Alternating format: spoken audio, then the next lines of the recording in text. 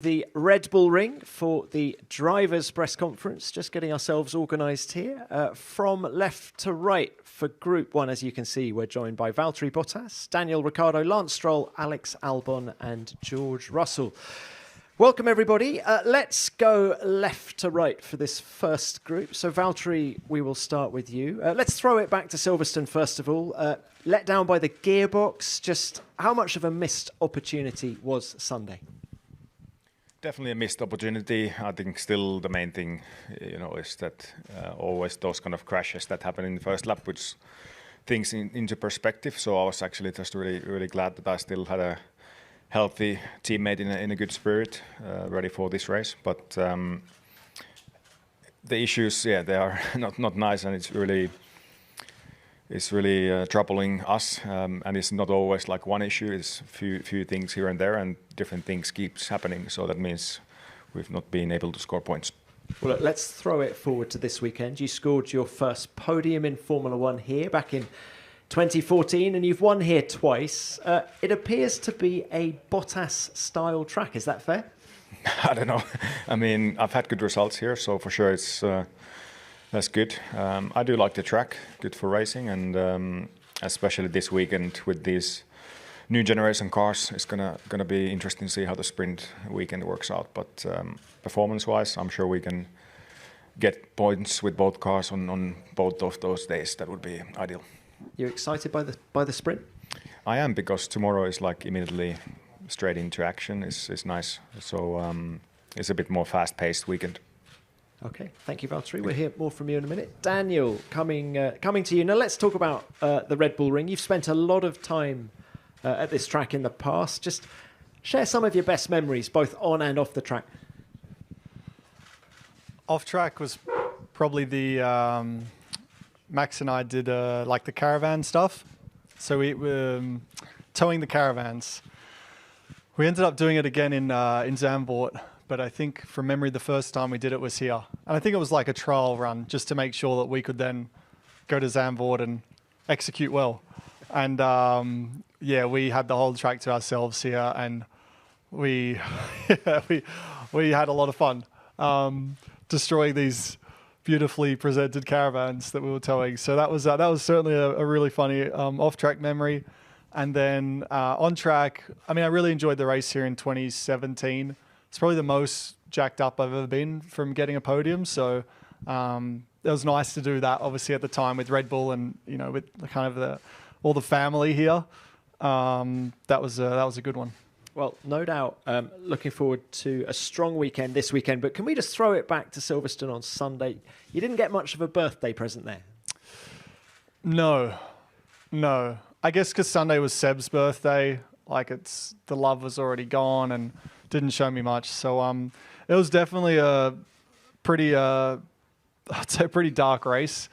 It was very, very, very slow. A long way off the pace, and we're still trying to get to the bottom of it. To be honest, we're still trying to figure it out. So in a way, I like having a back-to-back so we can, let's say try to strike back, but obviously doesn't give us a whole lot of time to diagnose, I guess, what happened on the weekend. So we're still working at it, but kind of knowing that we get straight in tomorrow, as Valtteri said, with a sprint format, I do like that. There's kind of less nonsense go in, and hopefully the car's obviously in a better place and we can have a good weekend. But Daniel, just can you explain from a driving point of view what you were feeling or not feeling on Sunday?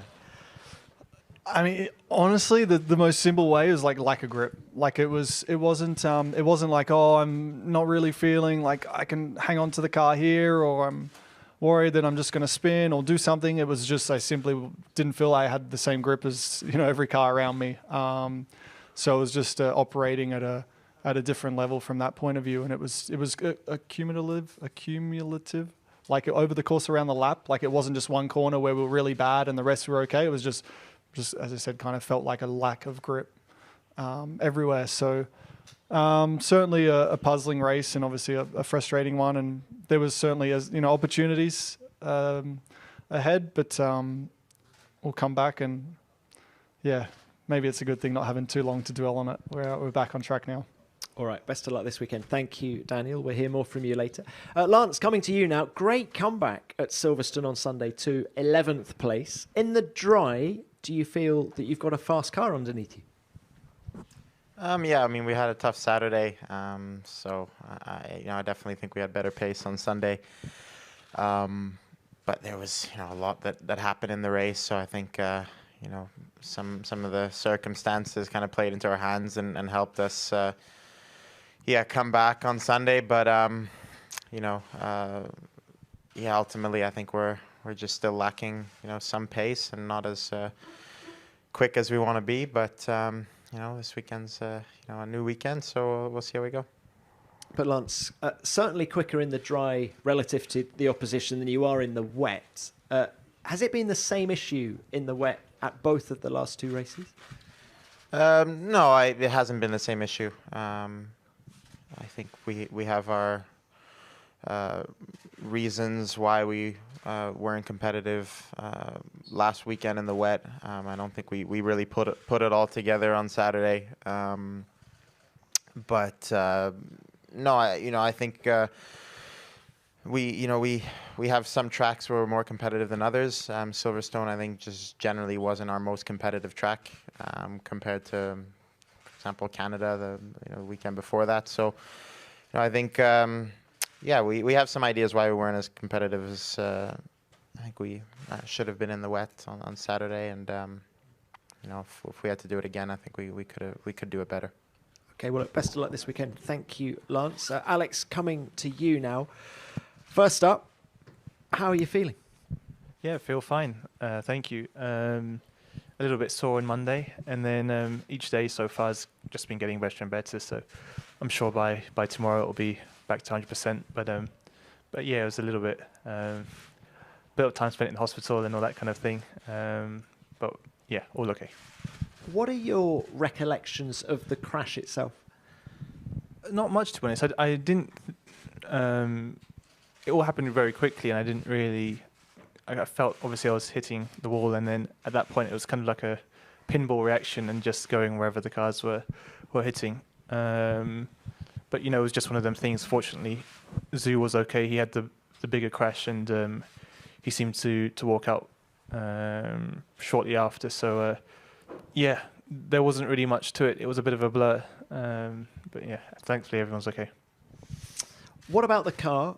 Damage looked substantial. Are you going to be running the updates that you were using at Silverstone here in Austria this weekend?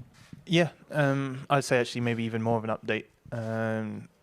We got kind of everything ready now. I think Silverstone we had maybe 80% of the update, and this weekend we have all of it. So it's positive. The guys obviously did a great job to get it all repaired. Most probably the crash looked in some ways worse than it was. I was quite fortunate to hit the wall at least head on and avoid all the fancy parts on the sides. And then once obviously the other crashes were damaging, but with less force, so it was actually salvageable in some areas. So it's good because Silverstone we didn't actually get much dry running. Obviously the race we did 100 meters, so you don't get much data from that. And coming into this weekend, we'll properly be able to look at what it's able to do and build from it. All right, Alex, great to see you looking so well. Best of luck this weekend. And George, coming to you now. An emotional Sunday for you at Silverstone. In terms of being unable to take the restart, can you just tell us about the conversations with Toto and the team afterwards? Did they understand why you jumped out? Yeah, absolutely. I mean, I think there was no. I think it was just a natural reaction, and for me to do that, obviously the race was red flagged, and seeing such a horrific incident, I thought at the time as well my car was probably game over, and as it turns out, it wasn't. So I think that just added to sort of the emotions, the frustrations, because we definitely could have got going again and probably could have scored a strong result. Well, talk to us about the pace of the W13. How excited are you? Do you think this is a car that you can now win in? I don't think we want to get too carried away, because I think Silverstone is a very unique circuit in the sense of the speeds. You're going through all of those corners, and we clearly have a lot of downforce and good potential at a circuit like Silverstone. We're going to another circuit here that's, I'd say, more medium speed as opposed to high speed. We need to keep on evaluating. I think Silverstone was a really good step in the right direction, and we've took some really good understanding from there. But we're sort of going to go again this weekend and see how we get on. All right, best of luck with that. Thank you, George. Let's open this to the floor now. As ever, please remember to give your name and publication. First one, please. David Croft, Sky Sports F1. Question to Daniel, first of all. To try and end this run on the track that everyone wants to see you end, how much is down to the team providing upgrades and a better car, and how much is down to you and what you can do out on the circuit as well? I mean, it's both. Like, you know, it's obviously a team sport, and yes, there's a lot of focus on us as the drivers and controlling the vehicle, but no, I don't think any driver's ever won a race, you know, 100% off his own back or done anything like that.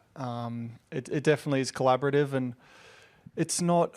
I feel like the last few weekends was, I would say, like better, and everything was kind of looking like it was in a much better direction, and we're kind of getting some, I would say, like a little bit of consistency in that, and then you kind of throw Silverstone in there, and it's like, okay, what the hell's just happened? You know, it's yeah, there's still like a lot of things that are confusing, and it's not, you know, it's obviously like it's not, you know, 2-3 tenths off, and you could say, oh, the setup wasn't there, or maybe that, but when you're talking like margins that they are sometimes, and obviously I've driven cars long enough to know that it's, you know, it's not like, oh, I'm just lifting a little bit too much in that corner or this or that. It's for sure, it's just important that we obviously stay kind of committed to it now, and obviously try to figure it out. So we are.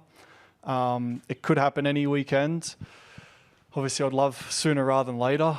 But in terms of me feeling like if everything's sweet and we're dialed in, then like I 100% have faith that I can do it. So I'm kind of just waiting and hoping that it's going to be right. Obviously, I'm putting the work in as well. But yeah, it could happen this weekend. It could not. But I'm kind of not looking too far ahead of what Sunday might look like. But I'm just, I'll hop in the car again tomorrow, and obviously Silverstone after today, after we kind of finish everything that we got to do, we'll put it behind us and get in the car tomorrow with a nice mindset, and try to have some fun, and yeah, go hard. Thanks. I appreciate your commitment to the game, commitment to the support.